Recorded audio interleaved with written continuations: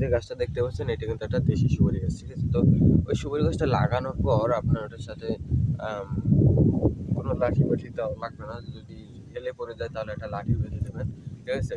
আর আপনার ওই গাছটাকে চারপাশ দিয়ে বেড়া দিয়ে দেবেন। কারণ ছোট গাছের পাতা কিন্তু অনেক কচি, কচি থাকে, ঠিক আছে? তো যেকোনো পশুতে কিন্তু আপনার ওই গাছটাকে কিন্তু খেয়ে ফেলতে পারে। যেমন গরুতে খেয়ে ফেলতে পারে, তারপর ছাগলে খেয়ে ফেলতে পারে, তারপর ভেড়ায় খেয়ে ফেলতে পারে, তারপর মহিষে খেয়ে ফেলতে পারে, ঠিক আছে? মানে এরকমের বিভিন্ন পশুটি কিন্তু আপনার ওই গাছটাকে খেয়ে ফেলতে পারে কিংবা ভেঙে ফেলতে পারে। তো সেজন্য আপনি ওই গাছটার চারপাশ দিয়ে কাটা কিংবা আপনার জাল দিয়ে বেড়া দিতে পারেন। তো কাটার চেয়ে আপনার জাল দিয়ে বেড়া দিয়ে দিলেই হয়তো ভালো হবে। কারণ দেখা যাবে যে গাছটা যখন বড় হয়ে যাবে তো কাঁটাগুলো কিন্তু মাটিতেই পড়ে থাকবে আর ওই কাঁটাগুলো কিন্তু আপনার পায়েই ফুটবে, ঠিক আছে? কিংবা যে গাছে উঠবে তার পায়ে ফুটতে পারে গাছ থেকে নামার সময় কিংবা ওঠার সময়, ঠিক আছে? তো কাটার চেয়ে আপনি জাল দিয়ে বেড়া দিয়ে দিতে পারেন সুন্দর করে। কারণ এখন বর্তমানে কিন্তু দোকানে প্লাস্টিকের জাল কিনতে পাওয়া যায় কিংবা সুতোর জাল কিনতে পাওয়া যায়।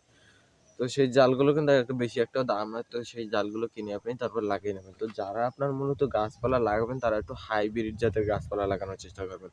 কারণ হাইব্রিড জাতের গাছপালাগুলো লাগালে আপনার ফলন ভালো হবে, দেখতে সুন্দর হবে। তো আপনারা সুপারি গাছ দিয়ে যারা চাষ করতে চান, ঠিক আছে? মানে সুপারি গাছ যারা চাষ করবেন কিংবা সুপারি চাষ করবেন, ঠিক আছে?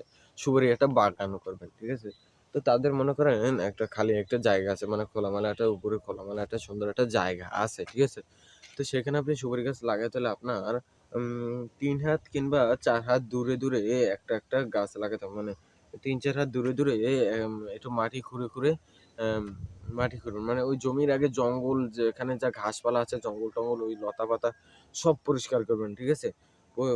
পরিষ্কার করে তার মানে যাতে ওখানে যাতে আর জঙ্গল না হয় তার জন্য জঙ্গল মারা ঔষধও দিয়ে দিতে পারেন, ঠিক আছে?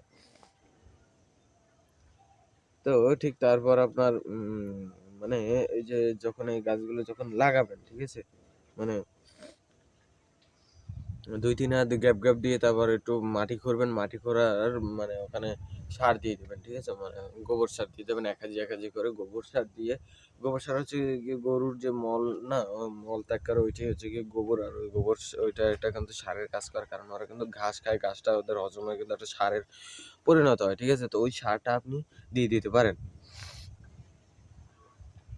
তো ওই সারটা যদি আপনি ওই গাছের গোড়ায় দেন তাহলে কিন্তু আপনার গাছ ভালো হবে। তো ওরকম ওই যেখানে গর্ত করবেন ওই মাটি আর ওই সারের মাটি একদম মিক্স করে ওই গর্তেই রেখে দেবেন, ঠিক আছে? মানে উপরে উঠাবেন না, ওই গর্তেই রাখবেন, ঠিক আছে? কোপাবেন ওখানেই।